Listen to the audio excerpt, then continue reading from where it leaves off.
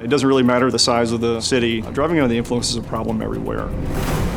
It's not just alcohol, it's other drugs or combinations of alcohol and drugs. The average driver drives 88 times before they're caught. The difference between a regular DUI and a fatal DUI is just timing. It's not an accident, it's a crash. In a day, over 700 people are injured by a drunk driver. This is not acceptable, and as law enforcement, we're not going to accept DWIs. I was driving home from work. I worked at a restaurant. It was my birthday. So I served my parents that night. It was a great tip night. Great tip night. I know I remember that. So just driving home, and next thing I know, I wake up in a hospital bed. And I look over, and my mom is crying hysterically. She tells me, "Jeff, you were hit by a drunk driver. You're going to be okay, but we're in the hospital right now." I look down. I can't move my legs. I can barely move my upper body. I'm thinking, what's going on? What happened? What do you mean I was hit by a drunk driver? I don't remember anything. I literally had broken both femurs.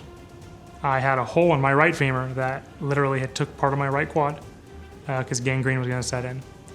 And I couldn't even sit up. I had blood gushing out my back because I had a punctured lung. And they got me to the hospital. They had to literally put me in an induced coma just because the pain and damage was so severe. For all the surgeries they had to perform, they had to put me in induced coma. There's a video, and so it's probably a few months after I got a recording of it, and I was actually able to watch it for the first time.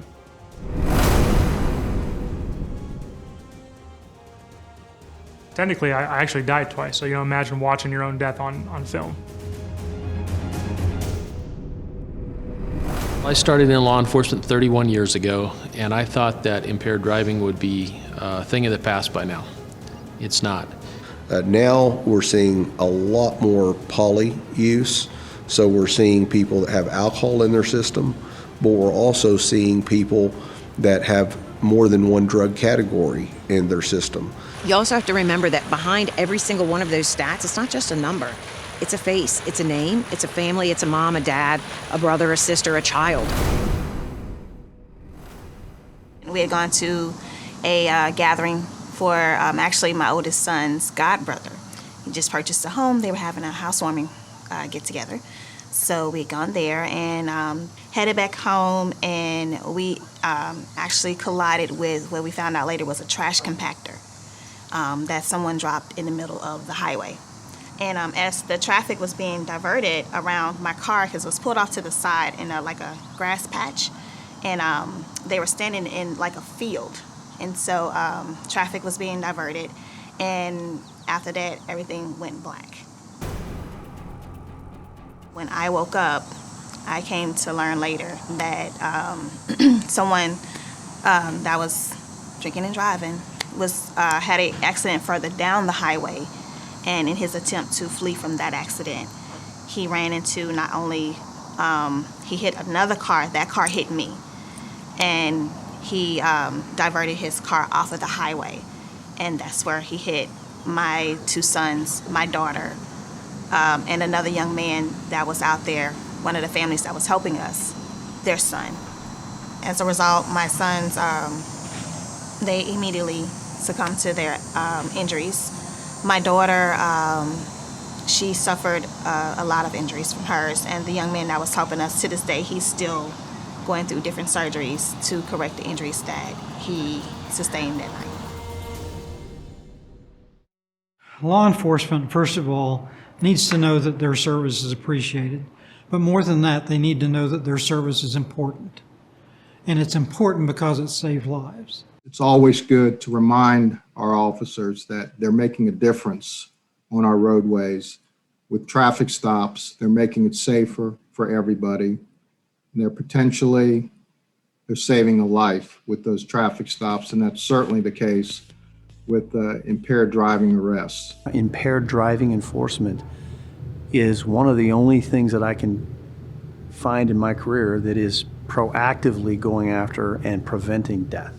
DWI is one of the very few proactive things that we could do to go out there and possibly prevent somebody from losing their life in a crash. The way that I look at it is when I come out here every night, my goal is to find that impaired driver before, one, they can hurt themselves, or two, they can hurt somebody else on the street. On a scale of 0 to 10, with 0 being completely sober and 10 being the most impaired and intoxicated you have ever been, where would you say you are at on that scale right now? 2. A 2? Okay. They're not hard to find. The key to that is police officers have to get out and make a lot of traffic stops, and you got to be willing to make those traffic stops after the sun goes down. When you understand how somebody who's drunk or high works, how they think, it's really easy for these guys to go out and find them, because it's really a cat and mouse game, if you will, where they're trying to avoid us. Well, that just makes it even more obvious, you know. Every car stop that I make is a DWI stop until it's proven otherwise. And so that's how I go about doing it, and that's probably why I've been able to work 1,300 DWIs in less than 7 years. So, When you let a DWI get a ride home, or you bring them home, or anything like that, you're rewarding them for their actions.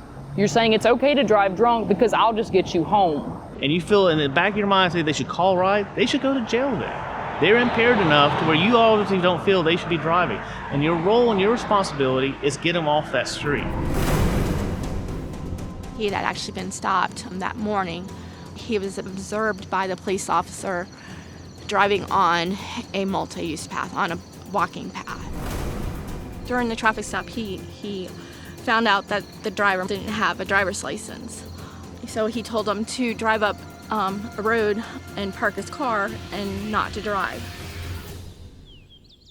It was 8 minutes after the police officer left the scene that she died. I just don't know how to feel. I mean, sometimes I feel angry at him because he had him. He was pulled over that morning. You don't know that they're going to go have a crash in 10 minutes, but you do know that if they're impaired and you took them off the road, they can't. I woke up in a neck brace and all these wires coming out of me. I couldn't talk. I had what they called a hangman's fracture or internal decapitation, had a broken ankle, and my hand was damaged. I have a rod in my tibia, a rod in my femur, and also my vision was impaired. I woke up, my eye was crossed, my left eye was turned in nasally. I had a mild TBI, traumatic brain injury. All my ribs were, all of them on the right side were broken and they're plated, and several on the left side. I had a chest tube and I also had a trach put in. My offender had got pulled over 3 weeks before he crashed into me. He was drunk and there was drugs in the vehicle, and because of the judicial system, he was not charged with that. So.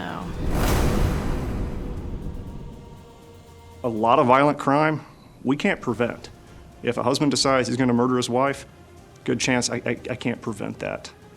But I can prevent people being killed by drunk drivers by going out, making a presence, keeping it from happening in the first place, and arresting people, hopefully reducing the likelihood that they'll do it again. It's so rare to catch an actual murder in progress of what we typically think of as a murder.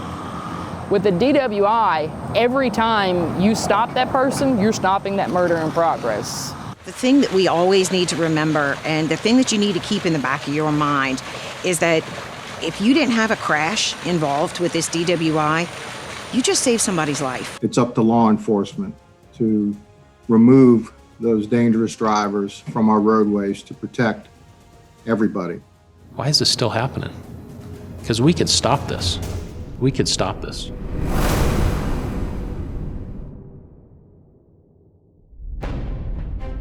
This film is part of a series of productions produced by MAD, specifically for law enforcement.